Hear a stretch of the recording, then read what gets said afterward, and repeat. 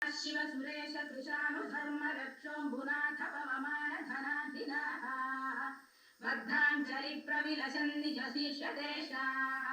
श्रीवेङ्कटाचलपते तव सुप्रभातम् घाटीषु देवि खगराज मृगाधिराज नागाधिराज गजराज हयाधिराजाः स्वस्वाधिकारमहिमाधिकमर्थयन्ते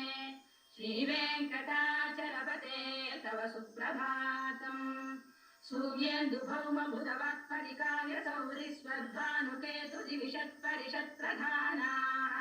त्वद्दा सदा सचरमावधिदा सदासाः